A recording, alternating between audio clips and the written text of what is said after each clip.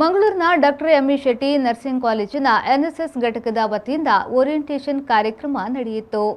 ಮಂಗಳೂರು ಮಹಾನಗರ ಪಾಲಿಕೆಯ ಉಪಮೇಯರ್ ಸುಮಂಗಲ ರಾವ್ ಅವರು ಮುಖ್ಯ ಅತಿಥಿಯಾಗಿ ಆಗಮಿಸಿ ದೀಪ ಬೆಳಗಿಸಿ ಕಾರ್ಯಕ್ರಮವನ್ನು ಉದ್ಘಾಟಿಸಿದರು.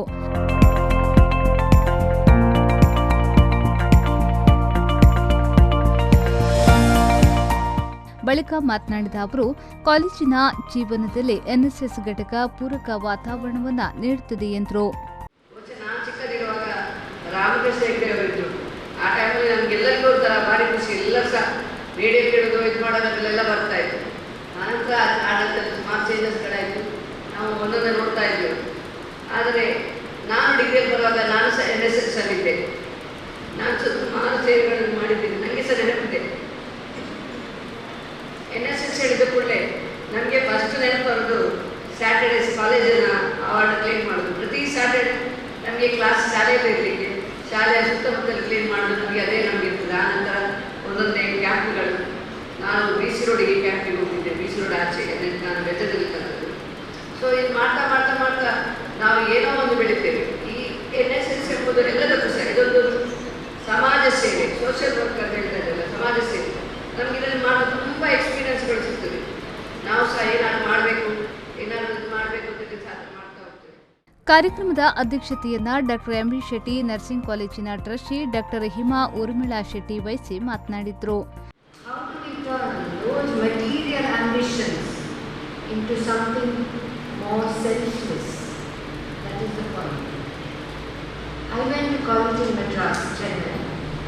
And I remember we did not have NSS then.